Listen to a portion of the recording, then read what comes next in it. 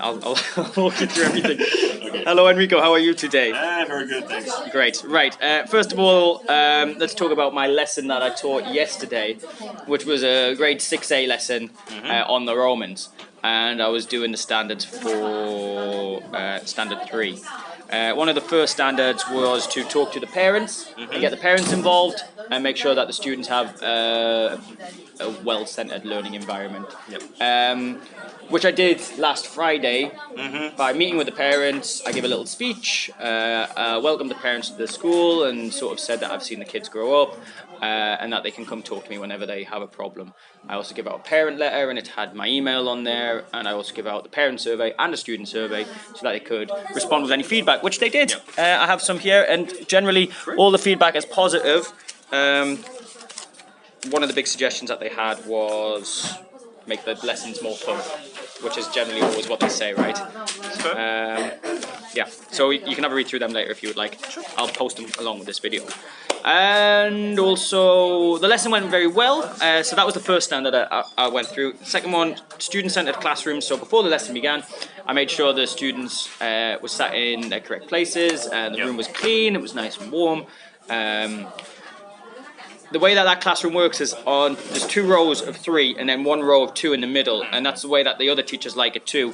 And I've already put sort of a seating plan down, and the students like the people that they're sat next to, so they're friends with the people that they sit next to. Sure, yeah. So when I put them in groups, they like those people, but they're also in groups that they'll work with. So even though they are friends with those people, I know that they're going to work well together. Yeah. And they sort of did that in the class. Okay.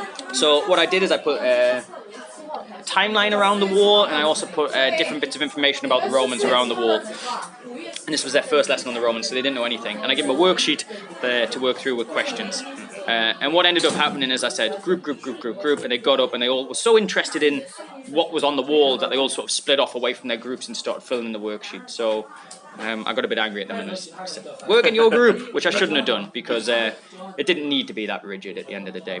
Okay. And one of the standards on here is managing the learning environment, which I kind of I took it as meaning sort of having a more free-form classroom. It says here, candidates effectively manage the learning environment actively and equitably by engaging students, organisation, allocating and coordinating resources of time, space, group areas.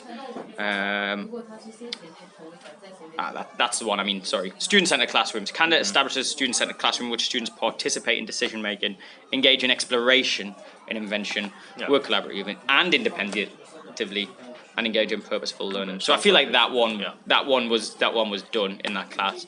And yeah, some of the other things were done. This one here, verbal and non-verbal communication skills. The candidate demonstrates that he respects responsiveness to students and family, cultural background and different perspectives. I guess that really means if you've got a more diverse classroom than we have here at GY, my kids are all Chinese, and I'm always very respectful of the Chinese culture. Sure, yeah. So I don't think I was overt in my video that I took of that lesson in demonstrating this, but at the end of the day, you know, it was done in class. Last one, use of interactive technologies, which is obviously a difficulty in our school because of lack of computers. But what I did is I stuck my computer up on the TV and I said, if there's anything that you need to research or if there's any words you don't understand, my computer is there for you to use. Okay. Which nearly broke my heart because kids have broken my computers in the past and I didn't want to have to pay for a new one. Sure. And it all went really well. One of the things that happened when we were going over the questions that they were doing is I had said in my lesson plan I was going to have a box with their names in and I was going to take it out. What I ended up doing is I have my seating plan on the front lectern and I sort of closed my eyes and pointed at a child and said, you answer the question. And I kind of liked that better because it meant I could read the classroom and see who was into answering the questions, who was hiding away. And I sort of was aware of who I wanted to ask the question of to get them more engaged in the classroom, and pretended like I closed my eyes and pointed at them and it was random. And that way, you know, students thought it was random, even though it wasn't. Sure. Yeah, and that was it. It was a good lesson, all in all.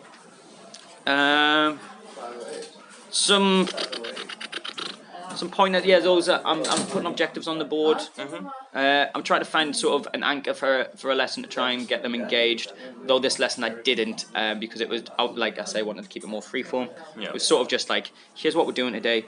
off you go, and they got on with it. Do you feel like, I mean, it does want you to create a student-centered classroom environment. Even that, however, there does need to be some kind of management on your part. Do you feel that your management of that situation was sufficient? Yeah, definitely. I think one of the things was it was more, instead of managing the classroom, it was managing students who found difficulties. So we have a kid called Tim. Tim's got a lot of learning difficulties and he always needed help. So it was like, how do I find the answer to this? And I would just sort of usher them into the corner or to the place where they could find an answer. Yeah, I like that lesson. It was really good. I don't think I can do it too often though. I think that the way that Chiwai works is a lot of things are more everything's focused forward, isn't it? Towards the TVs, the desks are focused forward. There's a limit to how much you can play with the classroom. There is, and I'd love to be able to sort of put like desks in horseshoes and things like that, but 5 minutes before class, and then the teachers move it back, and then the kids have got all their stuff in the desks as well. It creates this massive amount of havoc. But I'll try my best to do that as much as possible. And don't forget there are other places you can use as well. Right, the innovation lab, the library. That's true, of course. And I'll try and do some more stuff outside of the classroom. So that was good, yeah. And that's all we really need to talk about the lesson today. One other thing we need to talk, unless there's anything you want to add. No. Sounds good. One thing we do need to talk about is I've got this case study thing coming up. So I'm meant to present a case study of one student who's struggling and how I would sort of solve those issues. So my candidate, I'm supposed to tell you and you're supposed to agree, but you don't know any of my kids, do you?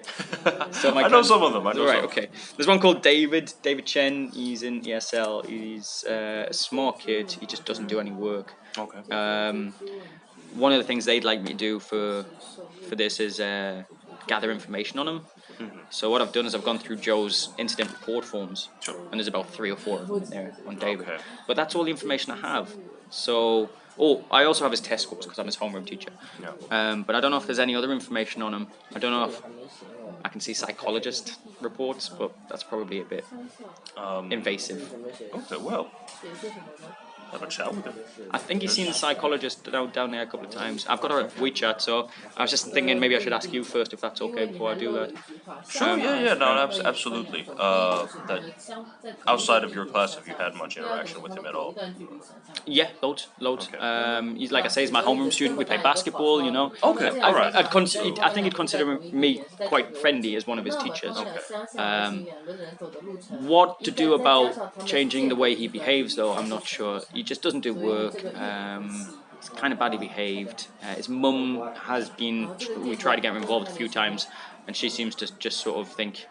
Well, she doesn't care about him really. She actually said she said to Stephanie at one point she loves his brother more, which is a very sad thing.